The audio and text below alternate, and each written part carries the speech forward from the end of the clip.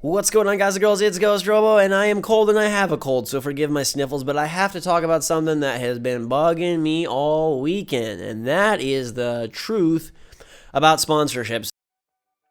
A lot of people on YouTube get sponsored for videos, promos, brand deals, sponsorships, whatever you want to call them. It happens across gaming, it happens across vlogging, beauty, freaking dog videos, everything. People are getting paid to promote content, promote games, promote movies, promote products, promote people.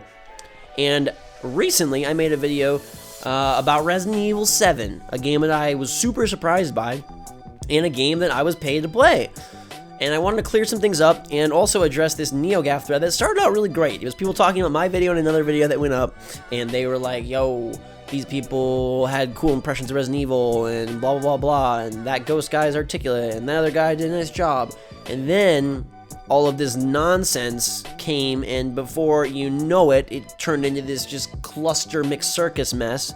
And you had people saying YouTubers with exclusive access equals advertisement. They're not genuine impressions. And this guy said this: I'd be weary. Granted, previews as a whole should be taken with just a little pinch of salt. And then they were like, what about Total Biscuit? And they're like, yeah, he's not respectable. And what should they make of GhostRobo, a very carefully vetted, impressionable YouTuber with signed contracts? And then, you know, blah, blah, blah, blah, blah. This person saying that, oh, wow, I played 3 hours of Resident Evil by some random unknown, and it doesn't mean anything, and that I'm an early copy kid who gets clicks on my Let's Plays. Yo, I'm amazed by how many people fail to recognize this stuff for what it is. The disclaimers are right there. Do people not realize that means Capcom has provided coaching?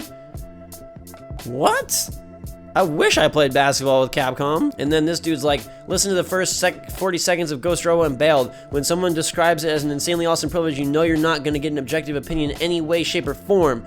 Blah, blah, blah, blah, it's scary. They coached him, they told him to do stuff. Emphasize this, talk about this, don't talk about that, blah, blah, blah, blah, blah.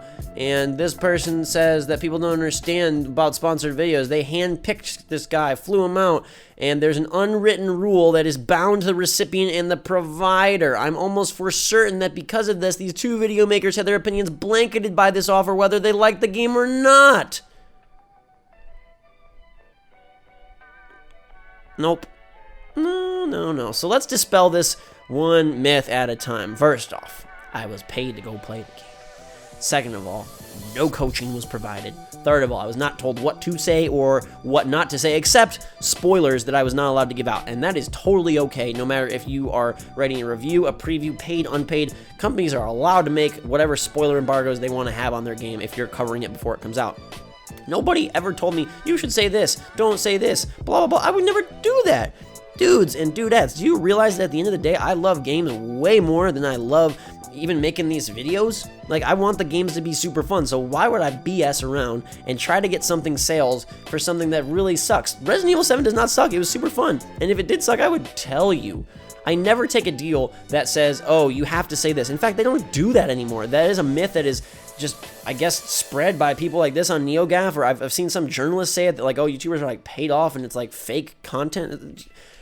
There were contracts in the past that were like that, but there hasn't been. I haven't seen one like that for years. And believe me, if one came like that, I would not take it. I am never required to give a positive opinion. I'm never required to give a lie of an opinion. Basically, NEOGAF is saying I'm lying. That's basically what they're saying. That I played this game, it sucked, and I'm lying that it's good. And because I was paid, and because I was vetted, carefully vetted, and they went through all the YouTubers and found an impressionable one like me, a kid who wants the views. First of all, I think I'm like one of the least impressionable people ever. Ask anybody that knows me. My views and opinions are probably the most concrete of anybody you're gonna meet. To a fault. To a freaking fault.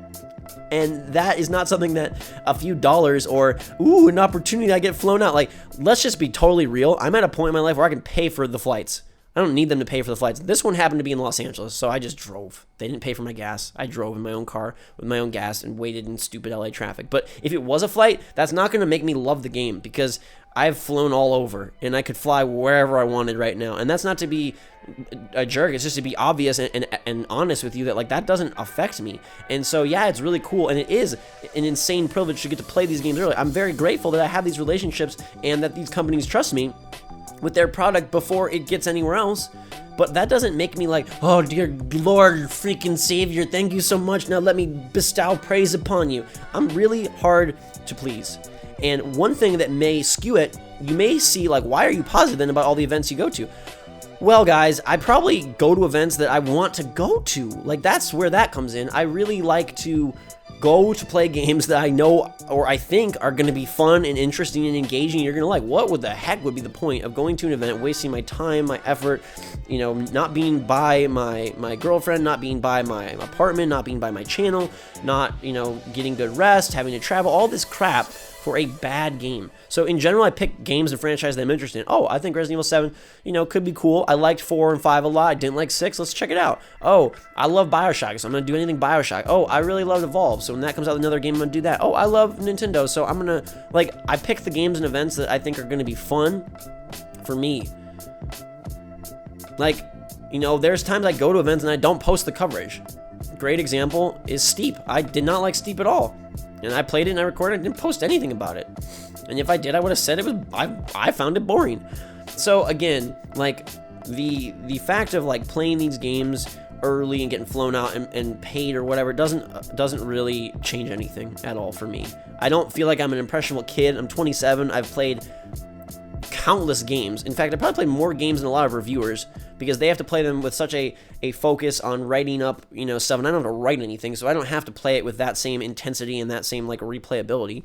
So I probably played more games than most reviewers. I like to think that I have a very good eye for quality game design, and if I was vetted, I would hope it was because I have very articulate, good opinions, or maybe just because I'm local.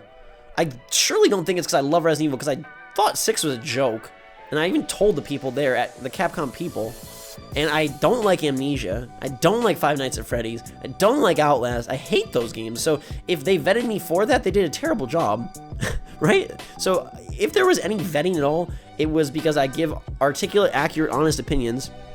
I know how to convey them in a good way, and sometimes I think I get, like, blasted for speaking well. Like, I'm speaking well, and therefore people think it must be, like, fake or fabricated. I don't script anything. There's no script.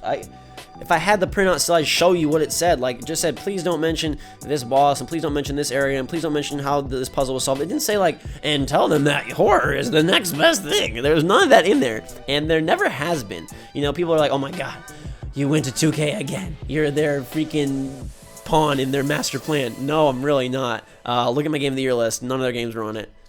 Okay? I like what I see, and I go play it, and I give it a fair shake, and then, you know, sometimes you like things, and sometimes they turn out great, sometimes they don't. That's another thing, like, previews in general, you know, this was different, because this is a 3.5 hour chunk of Resident Evil 7, so basically I'm playing the game. But when you go play, like, a 12-minute demo of Assassin's Creed, you're going to be more positive on it, because you're hopeful that they can work out all the kinks and the bugs, and that when extrapolated to a full game, it'll be fun. So it'd be stupid if I was like, this game sucks, because these 12 minutes weren't great. Like, with this, if Resident Evil 7 was dumb in 3 hours, then I'd tell you, like, man, because it was dumb for 3 hours. But if it's a 12-minute section, it's hard. Like, you know, for all I know, I just played Zelda Breath of the Wild at the Nintendo Switch event. I played 20 minutes. They're great 20 minutes. Maybe the rest of the game sucks. I don't know, but it's a preview, and so in general, you're going to be more hopeful than anything. But with Resident Evil, this wasn't even really a preview. I mean, it's kind of a preview, but it was more like a first look, or a quick look, or whatever, long look, I guess, whatever you want to say. And yeah, I was flown to New York City for the Nintendo Switch event. Does that mean that all of a sudden I love everything Nintendo does? Look at my tweets on the night of the presentation. I gave them a C+. I thought the presentation was bonkers. I really liked when I actually got to go play it, but it's not because they were, like, dancing and serving me gluten-free cookies and rubbing my hair. I just liked it because I liked it. And I think people have a real issue with other people. Honestly, I think it's jealousy, because there's no motivation, at least for me. I'm sure there are YouTubers out there that do lie and make crap up to please publishers, to get better deals, or just to, like, seem like a gung-ho goofball in their videos, but I don't. Look, think about the games I've bashed publicly. Fallout 4, The Witcher 3, Battlefield 1. Are these popular opinions? Am I doing things for views? Am I doing things to please major corporations with the biggest best-selling games of the year that win Game of the Year? No, not at all. So the fact that I loved Resident Evil 7 for the 3.5 hours I played was really just a genuine shocker. I didn't expect it going in. I was paid to go. I drove there myself, and I made the video, and it was my honest opinion, and no one told me or coached me what to say. And if they did, I would have said, I can't do it.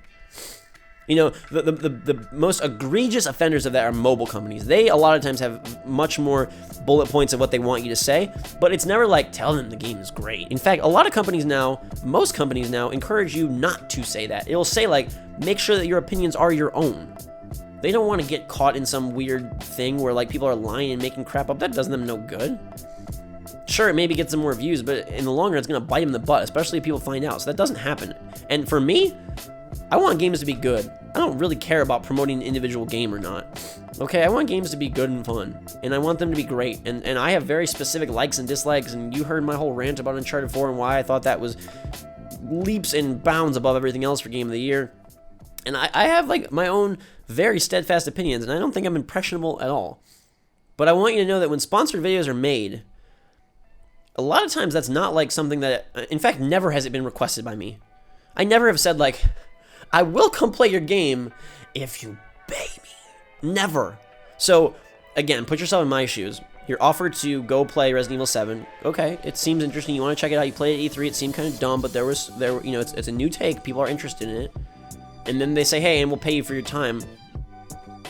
Am I supposed to say no so that NeoGAF thinks I'm an honest, good Samaritan? I mean, I am. This Resident Evil 7 video is totally my own opinion, totally my own thoughts, and that's the book on sponsored videos. They exist, they happen all over. Maybe some people are real dishonest about it. I'm sure there are. Sure, there's people that clickbait and speak bait and lie bait and, you know, manipulate your mind, but that's not me. I tell it how it is, and usually I'm positive about this stuff because I'm usually playing the stuff and posting the stuff that I like, because it would be a real bummer to be like, man, went to this event, it was super boring and I didn't like it, and the game is terrible.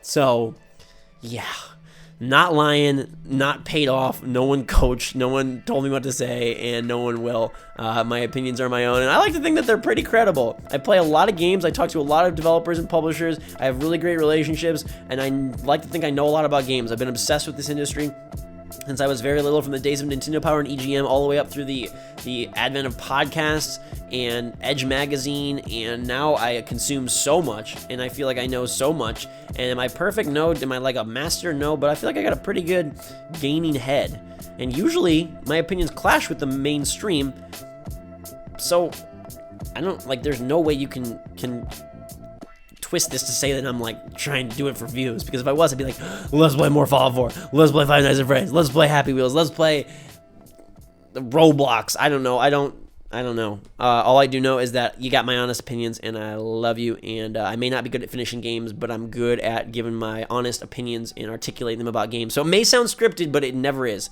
I guess I just have a very eloquent mind, because I don't ever write any of this crap out. I sit down and I just speak. So I love you. Hopefully that illuminated some things for you, or at least was just an interesting discussion.